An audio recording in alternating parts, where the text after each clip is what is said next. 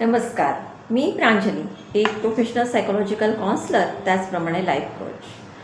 आज आपण आपली मुलं जे आहेत, तर आपल्या मुलांबद्दल आपण पॅरेंट्स खूप टेन्शनमध्ये असतो की आपल्या मुलाला काही आपल्याकडून चुकीचं तर वळण लागत नाही आहे ना. म्हणजे प्रत्येक पालक हा आपल्या मुलांना चांगलंच वळण लावत असतो, परंतु काही वेळेस मिसकम्युनिकेशन, मिसअंडरस्टँडिंग यामुळे मुलांमध्ये आणि पॅरेंट्समध्ये काही क्रॉसेस होऊ शकतात.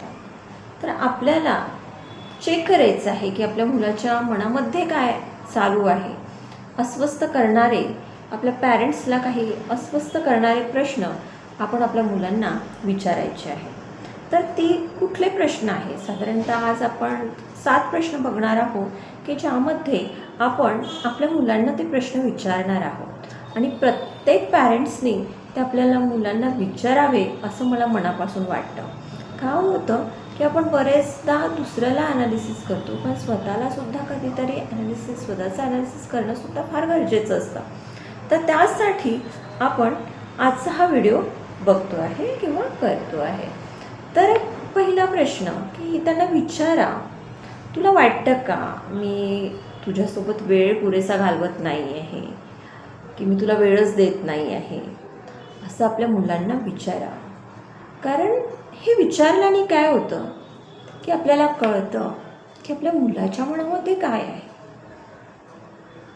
त्याला आपण समजून घेतोय का, त्याला आपण पुरेसा वेळ देतोय का, त्याला जेवढा वेळ हवा आहे तेवढा वेळ मिळतोय का, या प्रश्नांची उत्तरं आपल्याला त्यातून मिळतात. कारण बरेचदा आपल्या पॅरेंट्सला वाटतं की अरे मी तर देतो मुलांना, मी येतो त्याच्यासोबत गप्पा गोष्टी करतो, किंवा बरेचदा असं होतं की मी तर त्याला सॅटर्डेला और संडेला मी तर त्याला मॉलला घेऊन जातो. बट आपण मॉलला घेऊन जातो ते त्या मुलाला आवडतं का, त्याला तो असं समजतो का की नाही आईबाबांनी मला वेळ दिलेला आहे. तेव्हा या प्रश्नाचं उत्तर आपल्याला आपल्या मुलाकडून जाणून घेणं गरजेचं आहे. तेव्हा तुमच्या मुलांना पहिला प्रश्न विचारा की बेटा तुला असं वाटतं का की मी तुला वेळ देत नाही किंवा वेळ देते, किंवा सिंपल भाषेत त्याला विचारा की मी तुला पुरेसा वेळ देते ना. तर तो त्याच्या मनात काय चालू आहे, त्याचं काय एक्सपेक्टेशन्स आहे ते आपल्याला नक्की कळेल. देन आपण जाऊया सेकंड क्वेश्चन्सकडे की मी तुझी इतरांशी तुलना करते, ते तुला आवडतं का, करते का मी कधी इतरांशी तुलना तुझी. बरेचदा काय होतं ना की आपण ठरवतो, आपण खूप सारे पॅरेंटिंगचे वेबिनार्स केलेले असतात, काही लोकांनी तर स्पेशल पॅरेंटिंगचे सर्टिफिकेट कोर्स केलेले असतात आणि बरेच सारे यूट्यूब्स व्हिडिओजसुद्धा बघितलेले असते, परंतु अनावधानाने आपण आपल्या मुलांची तुलना करतो आणि ते आपल्या लक्षात पण येत नाही. की जसं एखादी एक्झाम आहे, त्या एक्झाममध्ये आपल्या मुलाला 100पैकी 90 मार्क्स मिळाले, दुसऱ्या मुलाला 95-96 मिळाले. तर आपण बरेचदा लगेच म्हणतो की त्याला तुझ्यापेक्षा 5 मार्क्स जास्त मिळाले किंवा तुला त्याच्यापेक्षा 5 मार्क्स कमी मिळाले, किंवा तो बघ तो कसा छान राहतो. हे आपण मुद्दामून बोलत नाही, अनावधानाने बोलत असू, पण या बोलण्याचा आपल्या मुलांवर काय परिणाम होतोय हे आपल्याला आपल्या मुलांकडून जाणून घेणं गरजेचं आहे की ते या सेंटेन्सला कसं घेतात, त्यांच्या मनात आपण बोलल्यावर कुठल्या भावना निर्माण होतात हे जाणून घेण्यासाठी आपण त्यांना हा प्रश्न विचारणं गरजेचं आहे की तुला असं वाटतं का की मी तुझी तुलना करते दुसऱ्या मुलांशी. आणि त्याचं उत्तर ते काहीही असू शकतं. बरेचदा ते हो म्हणतील किंवा बरेचदा म्हणतील की नाही गं असं काही नाही आहे, किंवा नाही हो बाबा असं काही नाही. कुठलंही ॲन्सर असू शकतं, पण ते जाणून घेणं हे ॲज अ पॅरेंट्स आपलं काम आहे. देन आपण जाऊया थर्ड क्वेश्चनकडे.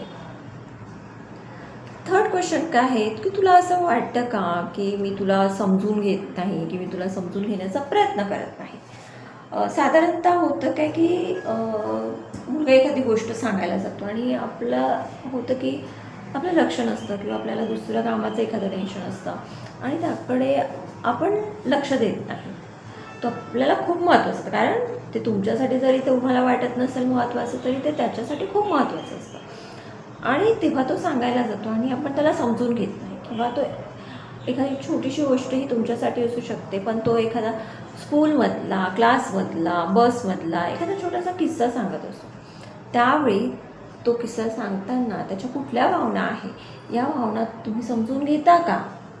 त्याला वाटतं का की नाही माझी मम्मी माझे पप्पा जे काय असेल आई बाबा मम्मी पप्पा वॉटेवर तर ते मला समजून घेतात हे तुमच्या मुलाला वाटतं का? तर ते तुम्हाला कसं कळेल? ते स्वतःहून तर तुम्हाला सांगणार नाही. ते बोलतीलही कदाचित कदा आई तू मला समजूनच घेत नाही, आई मला काय सांगते तुला कळतच नाही, बाबा तर माझं ऐकतच नाही. सो तुम्ही त्यांना ही प्रश्न विचारा की बेटा तुला असं वाटतं का की मी तुला समजून घेत नाही की मी तुला छान समजून घेते, कसं वाटतं तुला तुझ्या आईबद्दल, तुझी आई छान. त्यानंतर त्यांना विचारा की मी बरेचदा तुला तू एखादी वस्तू मला घेऊन मागतो किंवा एखाद्या ठिकाणी तुला जायचं असते त्यावेळी मी तुला नाही म्हणते. ज्यावेळेस मी तुला नाही म्हणते तर तुला कसं वाटतं? म्हणजे त्यावेळेस तुला असं वाटतं का की आई तुला समजून घेत नाही किंवा आईला काही कळत नाही, आई उगाच मला त्रास देते, असं तुला वाटतं का? हे त्याच्याकडून जाणून घ्या. त्यानंतर जेव्हा एखादा आपला मुलगा जेव्हा चूक करतो तेव्हा ती चूक किंवा ती चूक झाल्यावर तो तुमच्याजवळ सांगण्यात किती कम्फर्टेबल फील करतो, तो सुरक्षित वाटतं का? की त्यांना तुमची भीती वाटते का अरे माझ्या हाताने आता ही चूक झाली, आता मी कसं सांगायचं घरच्यांना, आईला कसं सांगायचं, बाबांना कसं सांगायचं, मम्मी पप्पांना कसं सांगायचं मी, असं त्याला वाटतं की त्याला एक आधार वाटतो की नाही मी माझ्या आईबाबांना सांगितलं तर ते यातून नक्की मार्ग काढतील, ते मला समजून घेतील, असं त्याला वाटतं. तर या सगळ्या प्रश्नांची उत्तरं आपल्याला आपल्या मुलाकडून जाणून घेणं फार गरजेचं आहे. त्यानंतर बरेचदा काय होतं की मुलं चूक लपवतात. का लपवतात? तर त्यांना भीती वाटते. ह्या प्रश्नाचा आपण त्यांना विचारला की अरे तू एखादी चूक केली आणि तुला काय वाटतं की आईला सांगितलं बाबांना सांगितलं तर त्यातून आपला काही मार्ग निघेल की नाही आई बाबांना सांगायचं नाही, ते फार रागवतील, भीती वाटतं, काय त्यांना फील होतं हे जाणून घेणं खूप महत्त्वाचं आहे. यातून काय होईल की आपल्या मुलाला आपल्याबद्दल काय वाटतं आणि आपल्याला आपल्यामध्ये इम्प्रूव्हमेंट करता येईल की एखादी चूक झाली असेल तर तो आपल्याशी बोलू शकला पाहिजे. कारण एखादी चूक झाली आणि तो लपवत राहिला आणि बाहेरचे लोक जर त्याचा गैर फायदा घेत राहिला तर ही खूप आपल्यासाठी परवडण्यासारखी गोष्ट नाही आहे.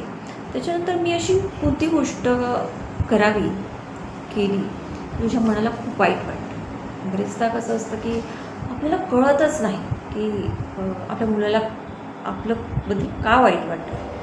हे नेहमी होतं असं मला म्हणायचं नाही आहे, पण बरेचदा आपण रिलेशनशिपमध्ये आपण बघतो की मला थोडं टर्न करायचं नाही आहे पण जस्ट टॉपिक चेंज करायचं नाही आहे. तर जसं आपण हजबंड वाईफचं बघतो आहे की हजबंड वाईफच्या रिलेशन्समध्ये की हजबंडचं वाईफवर खूप प्रेम असतं, वाईफचं हजबंडवर प्रेम असतं, पण काहीतरी मिसकम्युनिकेशन किंवा कुठली तरी एखादी गोष्ट असते की त्याचं प्रेम असतं पण त्याला एक्सप्रेस करता येत नाही किंवा त्यामुळे जे गैरसमज होतात तसे आपल्या मुलामध्ये आणि पॅरेंट्समध्ये होतात का हे सुद्धा जाणून घेणं गरजेचं आहे. तेव्हा आपली एखादी गोष्ट असते की मुलांना नाही आवडत की त्याच्या मित्रांसोबत त्याला या नावाने आवाज दिलेला किंवा त्याची खूप त्याला पॅम्पर केलेलं तर ते मुलांना विचारा की तुला माझी कुठली गोष्ट आवडत नाही, माझा ड्रेसिंग स्टाईल नाही आवडत का, माझं बोलणं आवडत नाही का, तुला कशी मम्मा आवडते, माझ्यात काही चुका आहेत का, हे आपल्या मुलांकडून जाणून घ्या. मुलं तुम्हाला नक्की त्याचं उत्तर देतील. किंवा कसं विचारा की एखादी चूक झाली, कौतुक केलं तर तुला कसं वाटतं, तू सुद्धा कधी माझं कौतुक करतो का. या प्रश्नांची उत्तरं आपल्याला आपल्या मुलांपासून जाणून घेणं गरजेचं आहे. तेव्हाच आपण एक चांगले पॅरेंट्स बनू शकतो. आणि हे प्रश्न प्रत्येक पॅरेंट्सने आपल्या मुलांना नक्की विचारा. उदास इथेच थांबते. प्रांजल माइंड केअर या यूट्यूब चॅनलवर नवीन असाल तर चॅनलला नक्की सबस्क्राईब करा, व्हिडिओ आवडल्यास लाईक करा. प्रांजल माइंड केअर हे यूट्यूब चॅनल मी प्रांजली एक प्रोफेशनल सायकोलॉजिकल काउन्सलर प्रांजल माइंड केअर हे काउन्सिलिंग सेंटर चालवते. या काउन्सिलिंग सेंटरसोबतच हे यूट्यूब चॅनल चालवण्यामागचा एक महत्त्वाचा उद्देश म्हणजे आपल्या समाजामध्ये एक मानसिक जनजागृती करणे. कारण आपण बघतोय की जिकडे तिकडे मानसिक स्थिती फार बिकट झालेली आहे, मानसिक प्रॉब्लेम्स खूप वाढत आहे. त्याच्यासाठी एक छोटासा हा केलेला यूट्यूबद्वारे एक प्रयत्न आहे. तुर्तास इथेच थांबते. पुन्हा रिक्वेस्ट करते की प्रांजल माइंड केअर या यूट्यूब चॅनलवर जर नवीन असाल किंवा चॅनलला आतापर्यंत सबस्क्राईब केलं नसेल तर चॅनलला नक्की सबस्क्राईब करा आणि आवडल्यास लाईक करा. धन्यवाद.